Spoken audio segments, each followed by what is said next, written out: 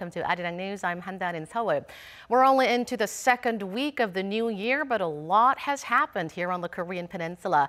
North Korea has expressed its will to participate in the upcoming 2018 PyeongChang Winter Games. South Korea has offered high-level inter-Korean talks, and North Korea has accepted the offer. The two Koreas' border hotline has reopened, and South Korea-U.S. joint military drills have been delayed. Today, we look into the expected outcome of the inter-Korean talks set for tomorrow, the controversies lingering over the talks, as well as the talks' possible impact on Seoul-Washington relations. But first, let's go over to Arirang's Devon Whiting to see what's making the headlines at this hour. Devon, good afternoon. Good afternoon, Don. Well, first up, just one day to go before the first high-level inter-Korean talks in 2 years.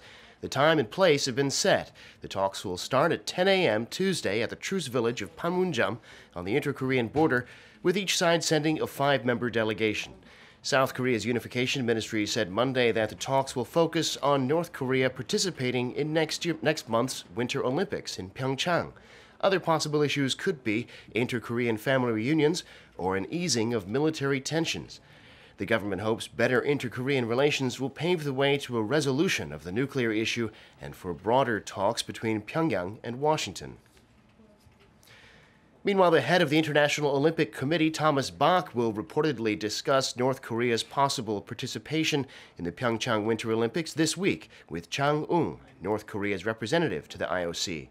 AFP cites sources at the IOC who say the talks will be held at IOC headquarters in Switzerland. Bach and Chang are expected to discuss which North Korean athletes can participate in the Games and in which events, with the IOC's granting of wildcard spots. A consecutive set of meetings are taking place in Seoul Monday between South Korean and Japanese officials related to North Korea and the issue of Japan's sexual enslavement of Korean women during World War II.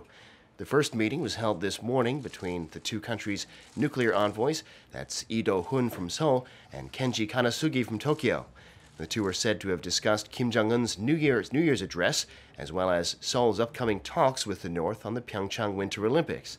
And Kanasugi has now just begun another meeting with Kim Yong-gil, Seoul's Director General for Northeast Asian Affairs, to discuss a South Korean government review which strongly criticized the 2015 agreement on the comfort women issue. Tensions have flared up over that deal, and while Seoul has been considering various options, Tokyo has said it's not willing to renegotiate. Prime Minister Shinzo Abe on Sunday commented on the issue for the first time, describing the deal as a promise between two nations, and that he wished to see Seoul fulfill it sincerely. South Korea is the world's third largest market for cryptocurrencies, but with growing fears the bubble might burst, local authorities are trying to crack down on the extremely popular exchanges. Won Jung-hwan reports. Korean financial authorities are set to probe 6 major local banks over virtual accounts related to cryptocurrency exchanges, taking further steps to curb speculation and crack down on money laundering. The Financial Intelligence Unit and the Financial Supervisory Service together will look into virtual accounts at banks used to transfer money to and from local crypto exchanges over the course of 4 days. These 6 lenders are Uri Kungmin Shinhan Nongyup and Industrial Bank of Korea and Korea Development Bank. Officials will be looking at whether these 6 banks carried out their obligations to prevent money laundering. They are hoping to cut off funds inflows into cryptocurrency exchanges and shut exchanges that have loopholes in their system. The backdrop of such measures is the boom in cryptocurrency transactions. The number of accounts related to cryptocurrency exchanges is 111, and their combined deposits are estimated to top $1.8 billion, making Korea one of the biggest cryptocurrency markets in the world. Some 1 million people in Korea are believed to own at least some Bitcoin, the best known of all the digital currencies. Already, such an inspection comes at a time when local authorities have already announced that they will put new regulations banning the issuance of anonymous cryptocurrency exchange accounts into effect on January 20th. It's part of follow-up measures after the government announced late last year a set of fresh measures to curb transactions of cryptocurrencies, including a possible shutdown of exchanges if necessary, amid growing fears of a bubble. Won Jung-hwan, Arirang News. A fishing boat with 4 dead North Koreans on board was found Sunday morning in waters off South Korea's eastern Ulleungdo Island. Authorities are inspecting the boat and trying to identify the dead bodies. A joint investigation team says the North Koreans are not likely to be spies and that there's a high possibility they died after drifting for a while due to engine trouble. Last month, 2 North Korean men aboard a fishing boat were rescued in the East Sea and said they wanted to defect to the south. A record-breaking deep freeze has gripped much of North America with temperatures as low as minus 73 degrees Celsius, including the wind chill. And on the other side of the world, parts of Australia are experiencing their worst heat wave in decades. PyeongChang has more. Temperatures in the northeastern United States and Canada have dipped far into the negatives, causing canceled flights and life-threatening frostbite. Mount Washington in New Hampshire on Sunday claimed the second spot for the world's coldest ever recorded temperature, with a wind chill of minus 73.3 degrees Celsius. Burlington, Vermont was at minus 18 degrees with a wind chill of minus 34 degrees, while Philadelphia and New York were freezing at minus 13 degrees. This kind of cold can cause frostbite to exposed skin in as little as 10 minutes. The snow and cold have been blamed for at least 18 deaths and thousands of canceled flights over the past few days. Fortunately, the U.S. National Weather Service says the weather will get warmer this week. Meanwhile, the other side of the world is reaching near record highs. Sydney sweltered through its hottest day in nearly 80 years on Sunday as the mercury soared to 47.3 degrees in its metropolitan area. A total fire ban was issued for the Greater Sydney region, while officials at Sydney's international tennis tournament sent players off the court after temperatures surpassed 40 degrees late Sunday morning. A 2016 report by the Bureau of Meteorology has found that Australia's average surface air and sea temperatures had risen by around 1 degree since 1910, and that, quote, the duration, frequency, and intensity of extreme heat events has increased. PyeongChang, Arirang News. This has been Devin Whiting with your news headlines for this hour.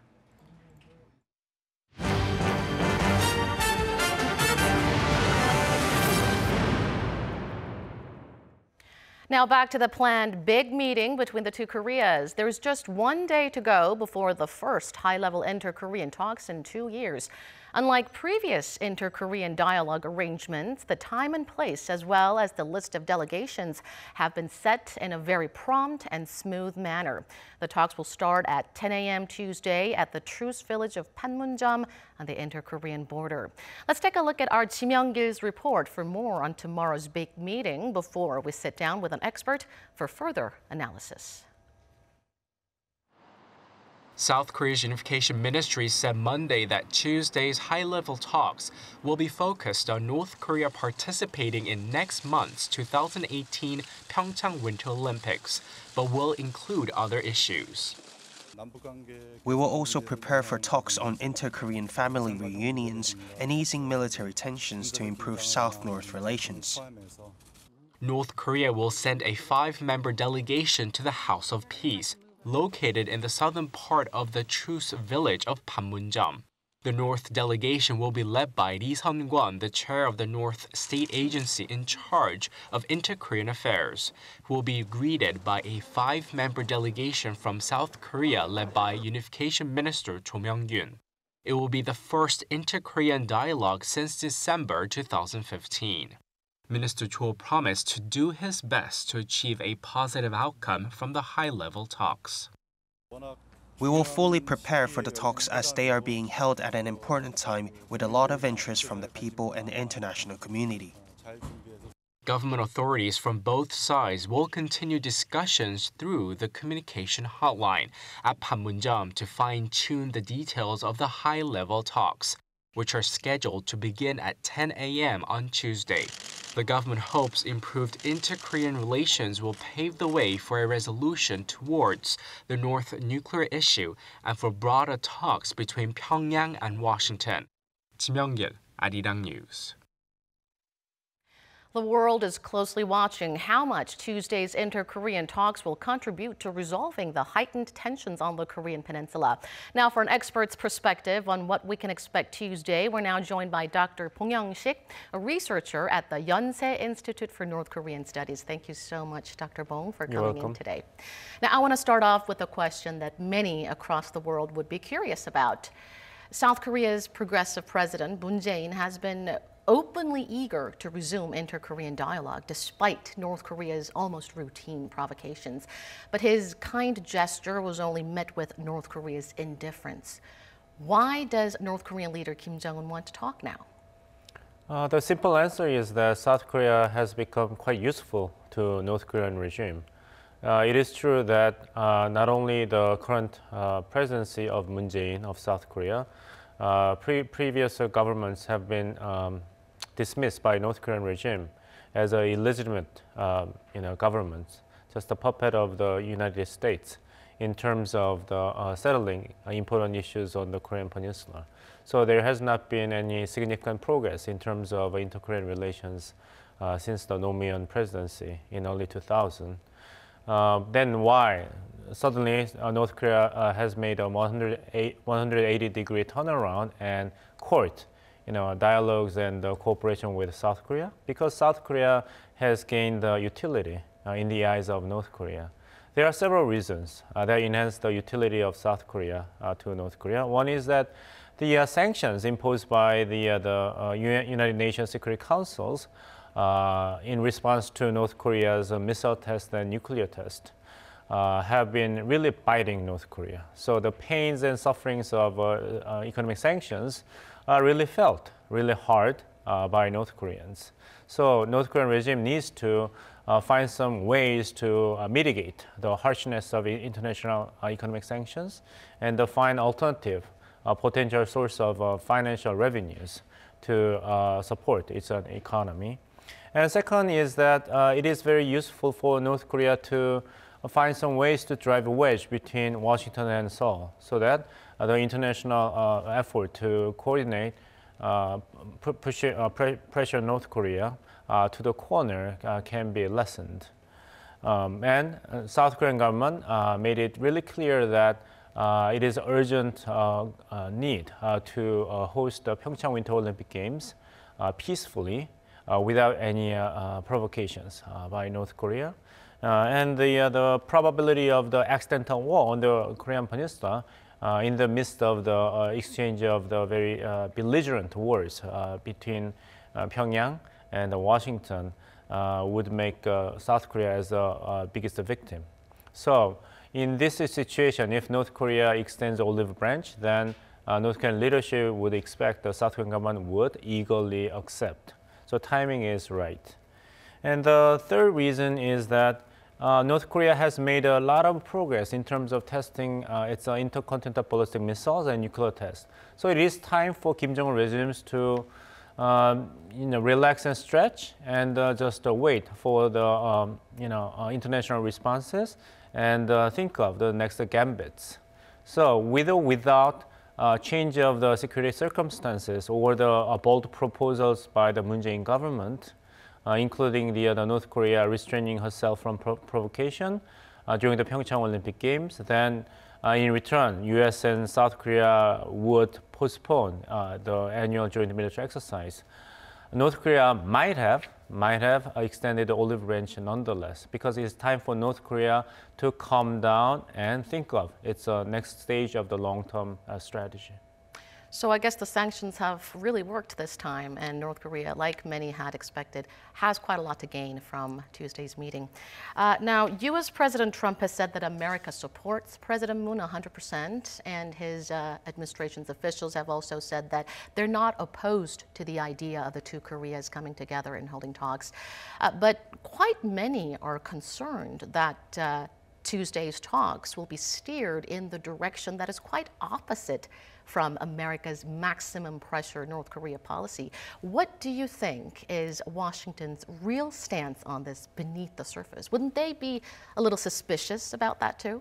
I do not rule out the possibility that Washington might be really concerned if the inter-Korean talk to be held tomorrow might be made in a ways that would deflate the pressure created by the very harsh and systemic economic sanctions through a series of the UN Security Council resolutions. But we have to wait until both sides meet and actually exchange their opinions on a wide range of the issues. South Korea has not crossed the red line, so to speak. South Korea has not done anything that actually lessen the impact of economic sanctions that are already in place. So the concern is a potential deviation of South Korea from the concerted effort to put maximum pressure on North Korea. So it is too early to actually criticize the Moon Jae-in government for having actually violated the red line. Having said that, Washington has all along, whether it's a Republican presidency or a Democratic presidency, wholeheartedly supported inter-Korean dialogue. If the inter-Korean cooperation dialogue would definitely help reducing the tension across the DMZ. So Trump administration's welcoming message for tomorrow's inter-Korean high-level government-to-government meeting is not just face value, but it's a reiteration of a long-standing official position of the U.S. government, bipartisan position. And it is time for Trump administration to see whether North Korea has any genuine intention whatsoever to engage in meaningful negotiation and dialogue on nuclear and missile issues. So far, North Korea flatly rejected to take the invitation by Washington to come to the negotiation table. So why not just give South Korea a chance to work as an interlocutor between Pyongyang and Washington to start any kind of dialogue that has a potential to be developed to a higher level of dialogues, specifically focused on the nuclear and missile issues lying between Washington and Pyongyang.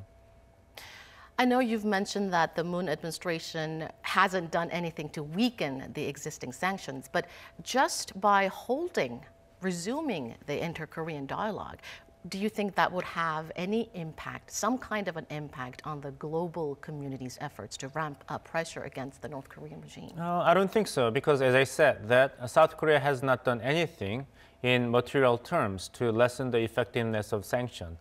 We have not studied the inter-Korean dialogue yet. That's going to be held tomorrow.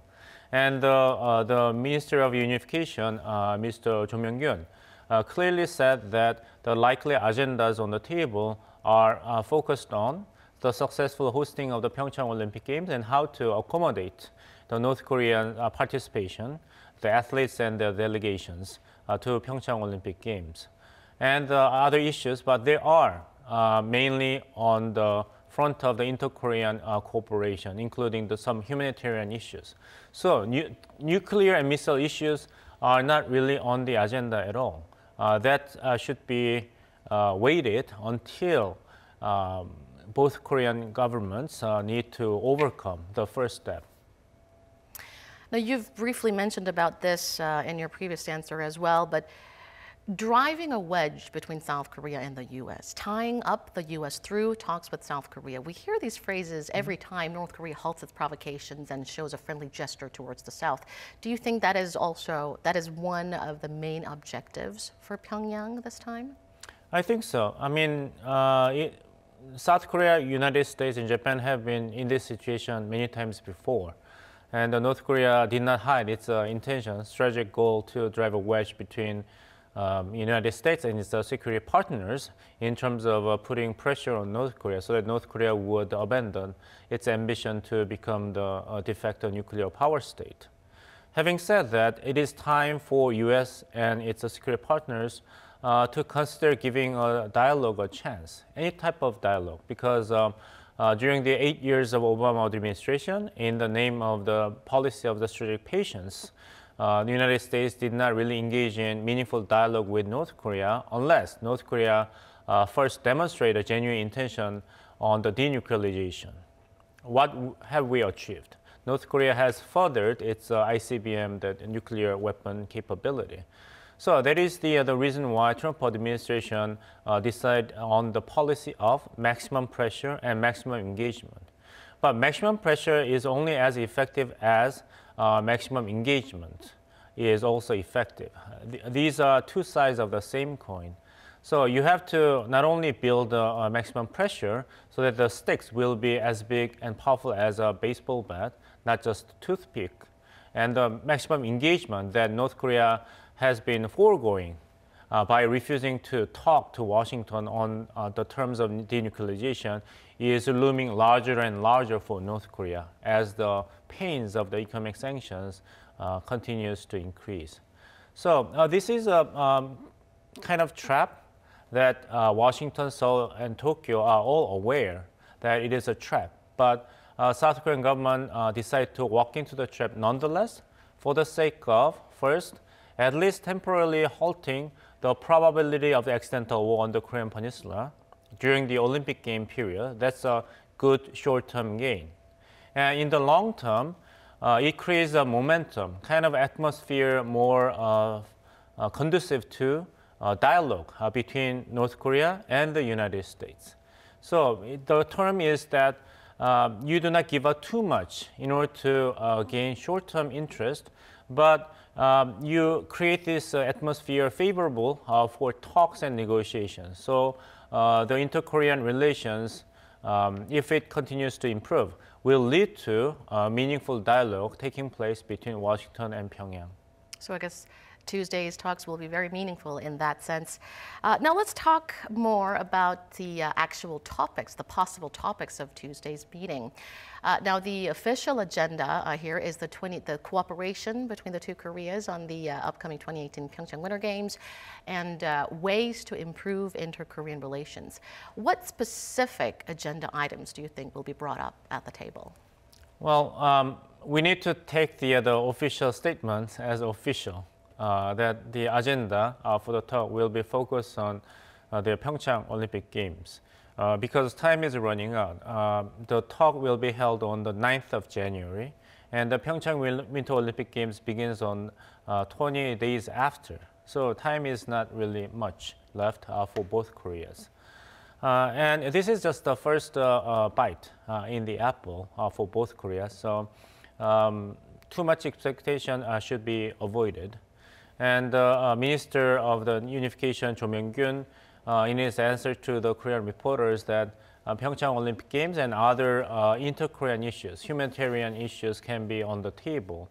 So I would expect that both sides would discuss potential resumption of the meetings between separate families, between the two Koreas, as a symbol of both Koreas' commitment to improving the relations, even in gradual pace.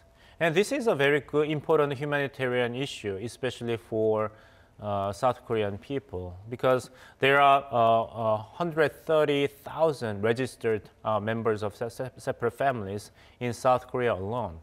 But there was only one meeting between separate families, only 100 from each side in 2014, in the aftermath of the North Korea's provocation with the wooden box landmine.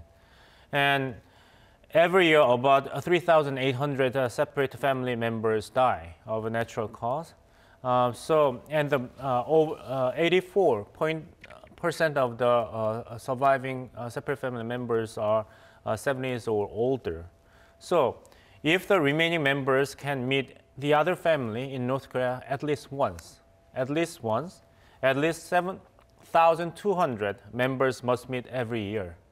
But North Korea has refused the previous Nomuyon government's proposal to make it a regular event so that more separate family members would achieve their hope to see their other family members in the North, and support verifying the life and death of their family members, and facilitate exchange of personal letters. But North Korea has refused to accept all these three major requests by the previous South Korean government.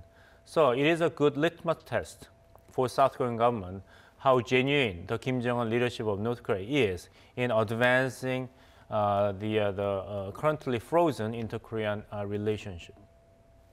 All right, Dr. Bong, I have a lot more questions on my list, but I'm afraid that's already, we only have this much time for you. Thank you so much for coming in and sharing your insights with us today. You're welcome.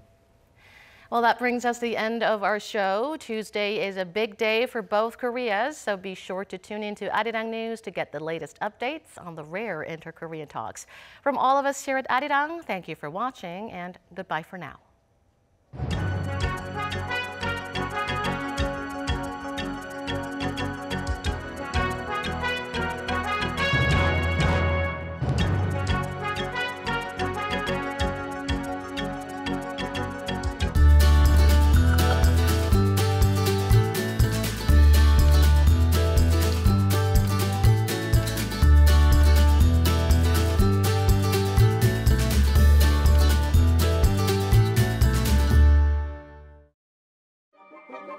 A village full of exciting sports.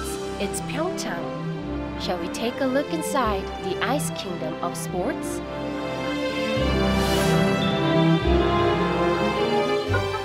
Becoming one with the ice. Down we go through the ice track. Wow, how thrilling the speed on ice!